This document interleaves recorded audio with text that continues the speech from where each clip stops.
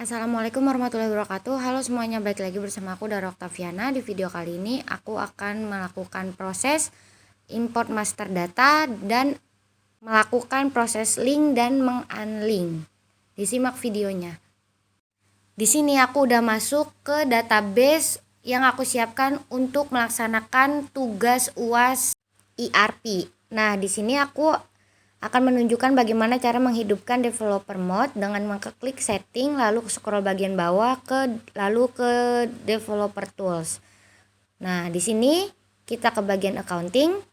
Karena developer mode-nya aku udah nyala dengan ditandai tanda bug di atas.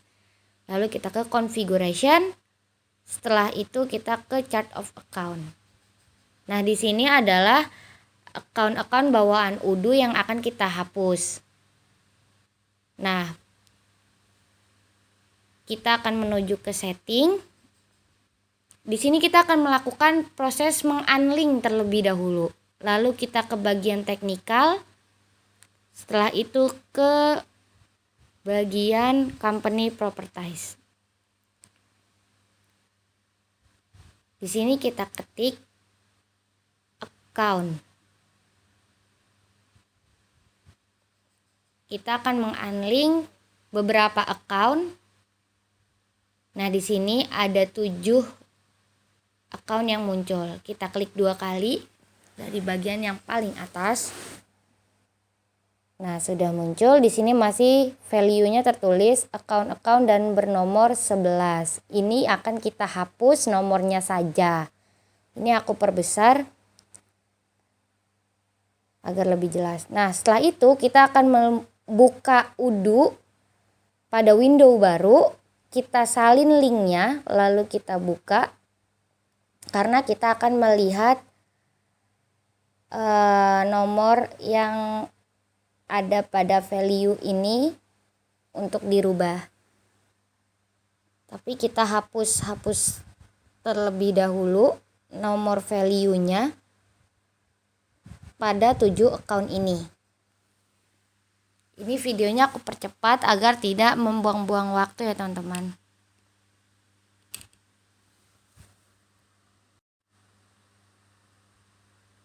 Semua nomornya dihapus dan komanya jangan dihapus, hanya nomornya saja. Nah, jika sudah, kita ke bagian accounting. Nah, lalu kita ke bagian configuration. Lalu kita ke bagian jurnal. Kita akan menghapus 4 jurnal, yaitu jurnal bank, kas, lalu vendor bill, dan customer invoice. Kita klik action, lalu kita klik delete. Oke. Lalu kita ke konfigurasi lagi dan kita ke tax atau pajak. Di sini kita klik pada bagian atas. Ini kita edit account-nya dan kita hapus semuanya, account yang atas dan account yang bawah. Ada 6 pajak yang harus kita hapus account-nya. Ini proses mengunlink pada bagian tax atau pajak.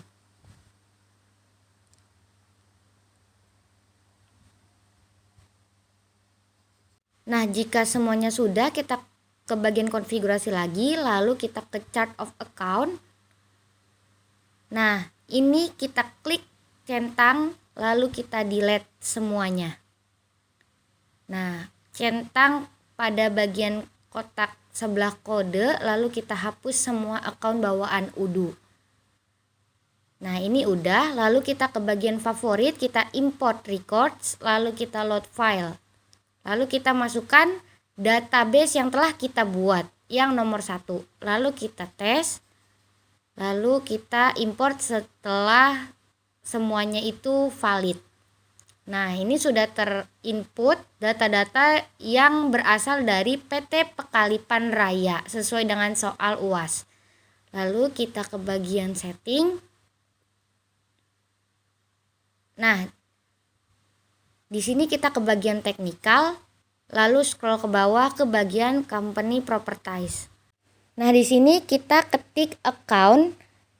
Kita akan melakukan proses link pada 7 account ini yang nomornya baru saja kita hapus tadi dengan cara mengklik edit. Nah, di sini kita akan memasukkan nomor sesuai dengan COA yang baru kita input. Berasal dari PT Pekalipan Raya. Caranya dengan mengeklik accounting pada tab yang berbeda, lalu kita ke konfigurasi, lalu kita ke bagian chart of account. Nah, jika sudah, kita akan melihat dengan memfilter group by lalu account type. Nah, di sini adalah account receivable. Kita lihat account receivable, di sini ada trade debitors. Kita klik setup. Kita akan menggunakan nomor pada trade debitors yang ada di atas sini, yaitu berjumlah 214. Kita ke tab yang berisikan dengan account receivable dan kita ketikkan 214 sesuai dengan COA-nya. Lalu kita save. Kita beralih ke account lain dan kita kembali ke tab sebelumnya. Pada tab account yang berisikan chart of account, di sini kita ke bagian payable, lalu kita klik bagian trade creditors, bagian setupnya, kita lihat nomornya yaitu 225. Lalu kita edit, ketik 225. Lalu kita save. Nah, di bagian ketiga ini yaitu expense. Kita lihat COA-nya. Di bagian expense, kita akan mencari expense kategori. Nah, di sini tidak terdapat expense kategori. Dapat dilihat ya teman-teman, dengan kode 61 sekian ada beberapa di sini expense tapi tidak terdapat expense kategori. Nah, untuk itu di bagian ini kita hapus value-nya karena tidak terdapat expense kategori pada COA kita. Selanjutnya kita ke bagian selanjutnya, yaitu income kategori juga tidak ada, kita langsung hapus saja. Di bagian kelima yaitu account output kategori. Nah, di sini kita bisa cek. Kita tutup dulu bagian expense-nya, kita lihat account output kategori. Ini kita edit, lalu kita lihat apakah ada di COA kita. Kita cek equity. Nah, di sini ada stok kapital. Kita lihat setup. Nah, itu ada 232. Stok kapital sama saja dengan account output kategori. Lalu kita save.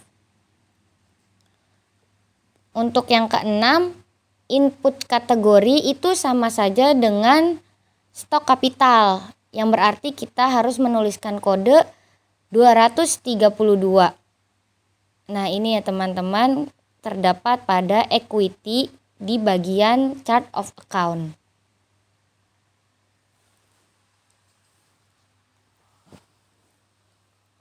Selanjutnya kita akan edit. Kita ketik 232 lalu kita save.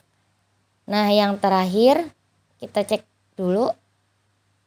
Dan yang terakhir adalah account ID. Nah, di sini kita hapus saja karena tidak terdapat account ID. Lalu kita save. Nah, di sini kita sudah berhasil melakukan link pada account di company properties. Nah, di sini kita ke bagian accounting, lalu configuration, lalu kita ke bagian tax. Nah, di sini kita akan melakukan link pada tax atau link pada pajak. Nah, di sini kita akan mengedit bagian account-nya dengan klik edit. Di sini text type-nya adalah sales, maka dari itu account-nya kita harus isikan dengan yang namanya PPN collected. Nah, di sini Langsung saja di bagian keduanya juga diisikan dengan PPN collected. Untuk sales itu PPN collected. Langsung kita save. Nah, selanjutnya di bagian kedua, tax type-nya atau pajak type-nya itu adalah purchase. Nah, berarti account-nya itu kita ketik paid, yang artinya kita harus isi dengan PPN paid. Nah, itu ya teman-teman perbedaannya. Kita lakukan semuanya pada ke-6 jenis pajak ini. Ini aku percepat karena aku sudah sebutkan perbedaannya. Untuk yang sales itu PPN collected, untuk yang purchase adalah PPN paid. Lalu kita save jika sudah semuanya. Nah, di sini kita telah selesai melakukan proses link pada pajak atau pada tax yang kita isikan PPN paid dan PPN collected sesuai dengan tipe tax-nya atau tipe pajaknya. Nah, selanjutnya kita akan ke bagian konfigurasi lalu kita ke jurnal. Di sini kita akan membuat 4 jurnal. Yang pertama adalah customer invoice dengan type sales. Nah, di sini videonya aku cepetin ya teman-teman. Bisa dilihat. Yang kedua itu adalah vendor bill, type-nya itu purchase. Default income-nya store supply expense dan kodenya bills. Yang ketiga itu ada cash, type-nya itu cash, dan sisanya teman-teman bisa lihat sendiri pada cash account-nya, supplies account-nya, dan kodenya. Yang keempat itu adalah bank. Type-nya itu bank dan sisanya bisa lihat pada di layar ya teman-teman. Nah, keempat jurnal tadi telah kita buat dan sekian dari video kali ini. Terima kasih. Wassalamualaikum warahmatullahi wabarakatuh.